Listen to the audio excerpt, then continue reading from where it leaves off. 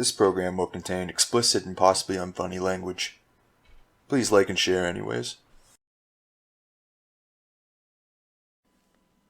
Welcome to the Movie Thoughts Podcast with the Mad Toker. I am the Mad Toker, and this is my Movie Thoughts Podcast. Something I'm doing just to build up a little bit of experience behind the mic, I guess. They're usually not very long. I think my last one was half an hour. This one, I don't think will be that long. It'll be only probably 15-20 minutes at most. Depends if I go on a rant or not. Could happen very easily. Does happen a lot in real life. So, this week's episode is about movies that are originally darker that ended up PG or PG-13. The only one, I actually took one off the list because there wasn't enough about its original version, but it was actually the only movie that was on the list that actually sounded like it. It would have been worse if it was a darker version. It's actually the movie Hancock. I'll just tell you what it is, yeah. If you do any amount of research on it, you find out that the original script is way darker. He was a sexual predator who killed cops and shit. Nothing no redeeming hero at all. It would have been kind of a dumb movie. Try to redeem this guy, but I took it off the list. Because, like I said, there just wasn't enough information out there to really see what the original script was. I mean, it just, it all became, way nicer once Will Smith joined the project, but that's all you really need to know. But,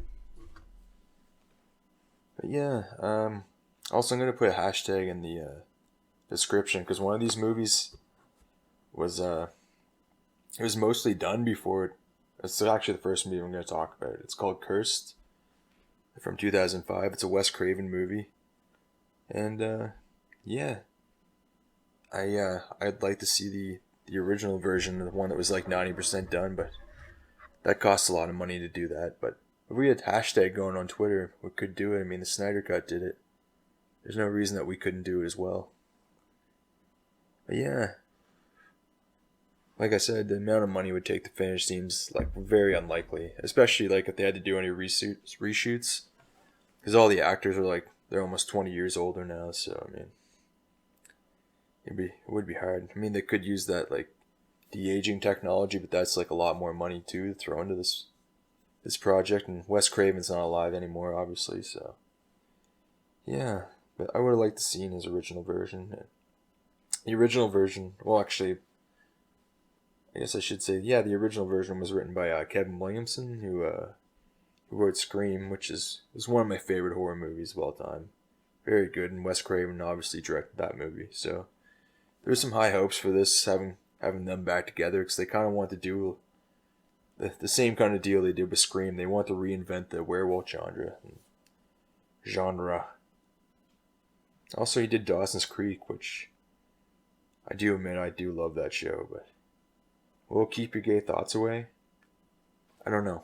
That's something you're going to have to figure out for yourself. But I know I did enjoy that show when I was a young person. So yeah, they're planning to restore the werewolf genre back to genre. Fuck, I can't say that word. How about what's another word for genre?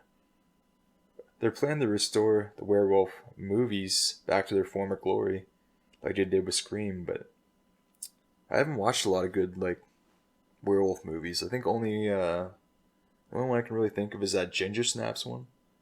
That was a good one.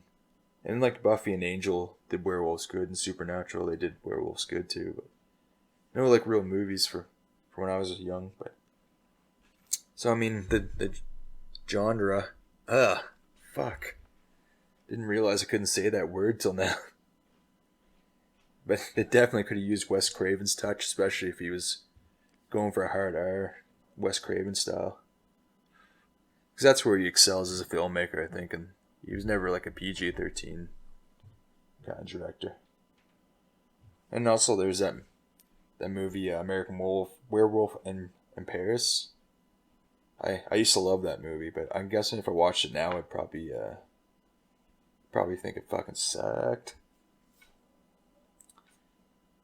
It's one of those movies that I remember things I liked about it probably wouldn't hold up today, the special effects and the gore and the sex. I mean,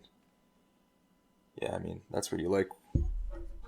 that's enough to please you when you're like when you're a young person. But I guess when you get older, you like plot and things like that too.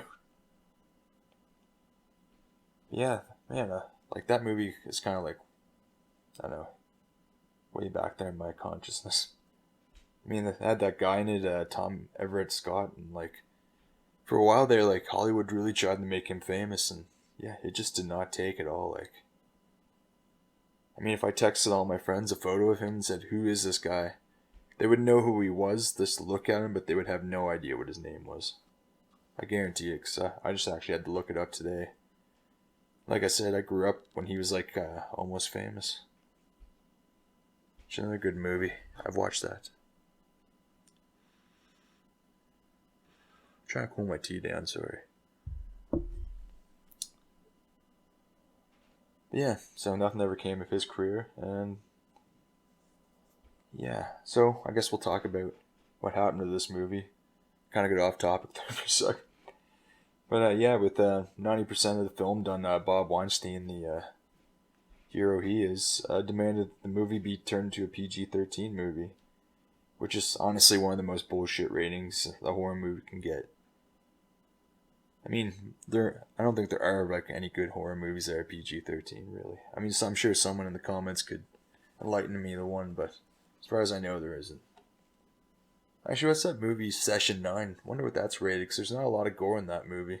It's mostly just a mindfuck. That one could be rated PG-13. It's probably rated R, though. If you haven't watched Session 9... Session 9? You should definitely look it up. Check it out.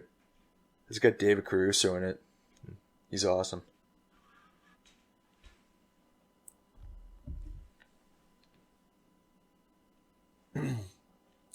Yeah, where the hell will I leave off here? Oh yeah, so they went for a PG-13 rating, which is stupid especially for a Wes Craven horror movie. And of course, like they thought they'd make a lot more money. Cause I came up in like the era of the PG-13 movie, and like because it didn't always exist. There was just like PG and R and something else. I'm not sure, maybe 14A or something. Yeah, but they can make a lot of money off a PG-13 movie. Like they can just, because it's easy to sell to that age group. Because really, you just throw some decent special effects and like kind of like an action plot, and you're gonna get most like young 13-year-old into the fucking movie. Because I remember I watched like a crap ton of PG-13 movies I thought were awesome back when I was that age, and then as an adult you realize just how cheap and shitty it is. But it's too late then. They already got my money. And you know, PG-13 is kind of a cop-out for a horror film, especially.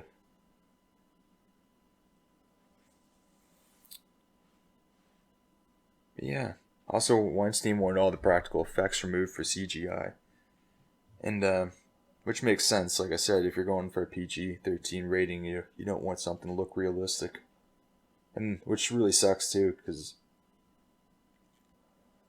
Rick Baker, the guy who did the special effects for American Werewolf in London, is going to do the special effects for this movie.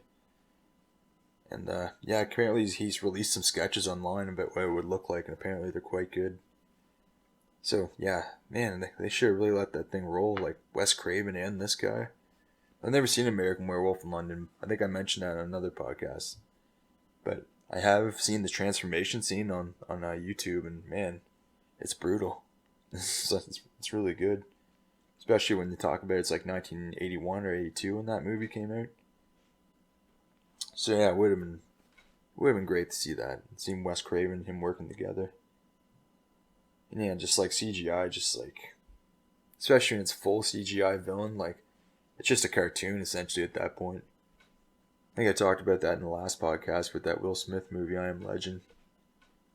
Like, I think like guys like James Cameron did really well with CGI in the 90s, where they did mostly practical effects and then used the CGI to kind of make it look a little more realistic. And that, like, you look at T2, like that movie's held up so well. So I think I probably am going to bring that movie up a lot. It's one of my favorite movies. I think I brought it up in like 3 podcasts, but you can tell like special effects still look amazing today. But yeah, I guarantee you I'm going to bring that movie up at least once a podcast. At least. Oh yeah, also, I think I brought this up already, actually.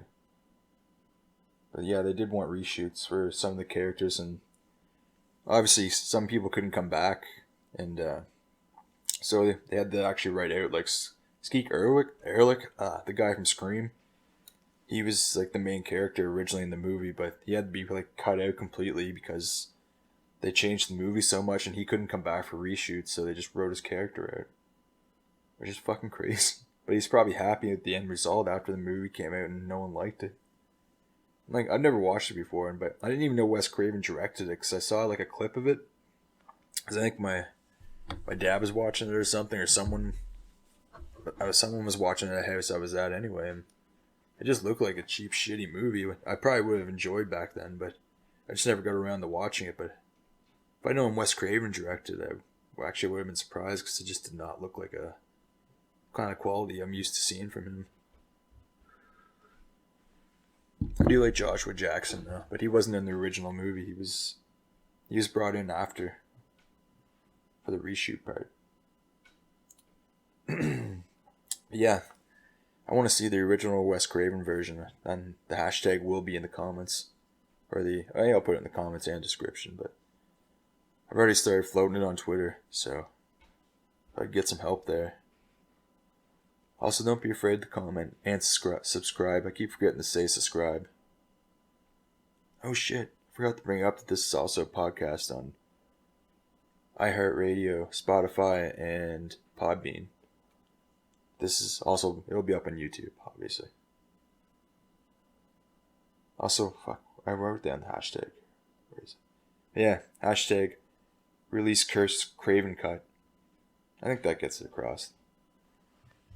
I know you don't want to make them too long. This one is kind of long, but it's worth it if we can get this movie made. Also, should we do like a Firefly one too? I want that show to come back as well. We'll talk about that another day. Alright. And for the next movie, this one I probably really, really liked when I was a kid, but I guarantee you I would not like it at all now, which is Teenage Mutant Ninja Turtles 2, Secret of the Ooze. Ew. Now, I think the number one problem with this movie is it was like rushed, like immediately after the first movie became a success. They were working on this movie. They had it done in under a year, so I mean it's not good. And I think for the understanding was that this is probably a fad, and they had the strike while the iron was hot, because they probably thought a year or two down the road these kids aren't gonna like the Ninja Turtles anymore, but clearly that's not true because they're still incredibly popular. Oh, even Michael Bay tried to ruin them and he couldn't do it. Now Seth Rogen's gonna try, and he'll fail to. And he'll fail at making a good movie. But yeah, the first film, like I said, first thing is they made the movie actually without a studio. The first one, and it took forever. They had to shop it around, and finally someone picked it up and helped with the financing. But yeah, the first film garnered praise for sticking to the dark tone of the comics. Of course, like a bunch of Karens got their pussies hurt and said it was too dark of a series for children. But I guess they couldn't, parent their kids and take responsibility for what their kids were watching, so I guess they had to, do what Karens do and fucking ruin it for everybody. And then some schools around the US and UK were even banning turtle toys from their schools because they were scared that the turtles encourage aggression. Which I'm guessing, if you look back now, I haven't looked at statistics or anything, but I'm guessing it was all bullshit. But yeah, the news never missed a chance to rouse some Karens and their hurt pussies. So, and also then the toy companies started getting up the ass of the filmmakers, and they were complaining about how dark the movie was, and apparently everyone there forgot how popular the first film was, but I guess they were just trying to maximize profits before Turtles lost their marketing value or their marketing power. Which makes sense. It could have easily been a fad. I mean, there have been more than one, like, fucking shows that come and gone that no one really gives a shit about anymore, but Ninja Turtles is not one of them.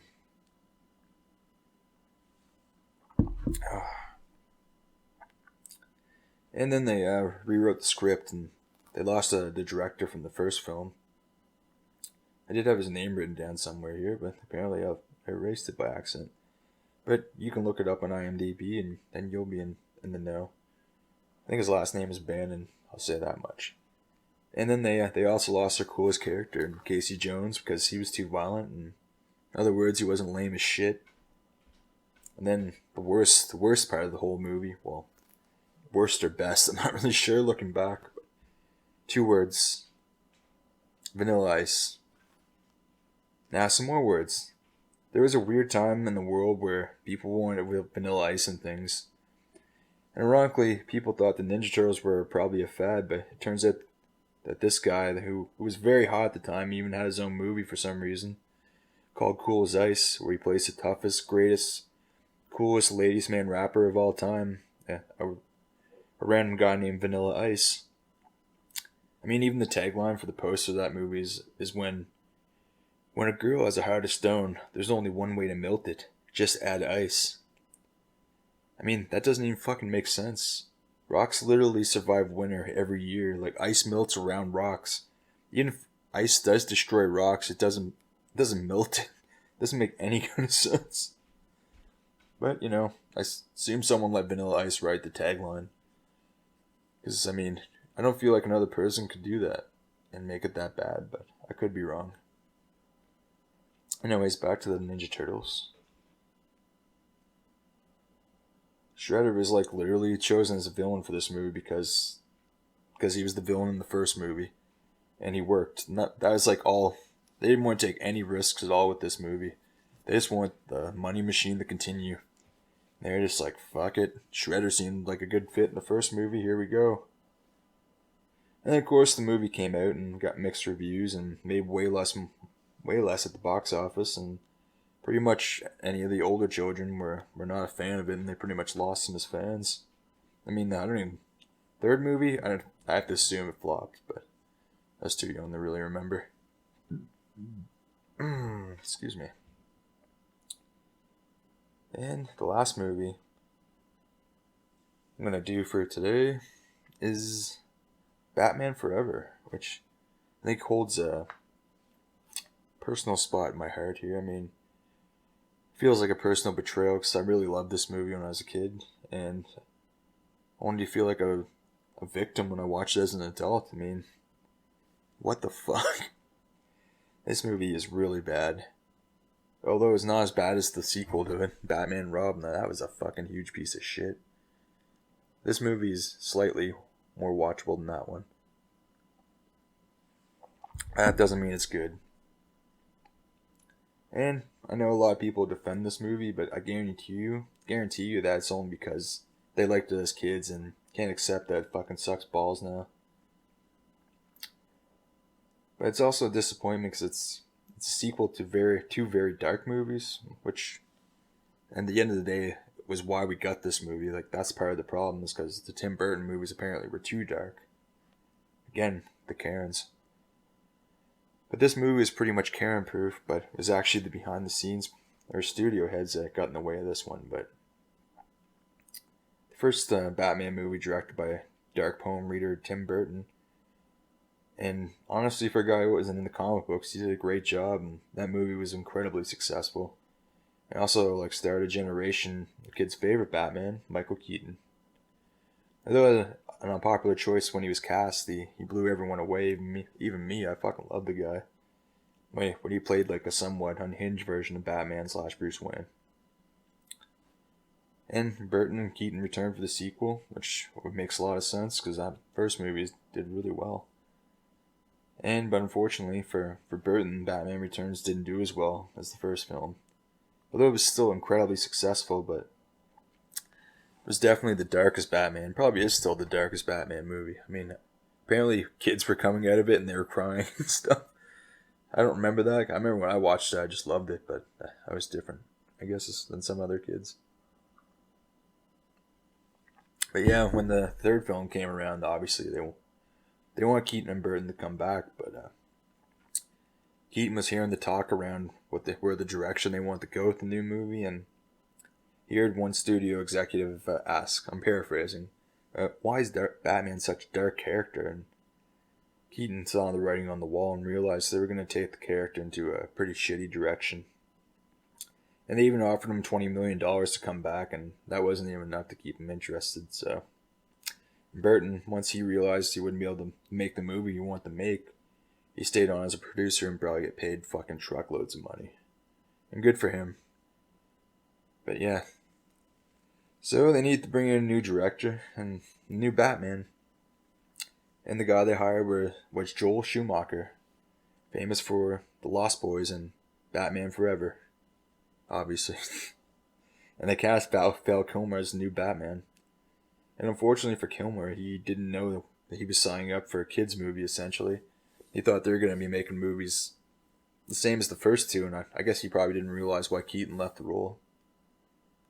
And him and Schumacher were basically at each other's throats throughout the whole production. And it caused Kilmer to leave the role after only one movie, even though the movie was massively successful. I'm not sure if this is more successful than the first Batman movie, but I guess the studio heads were quite happy. They thought they beat the system, I think.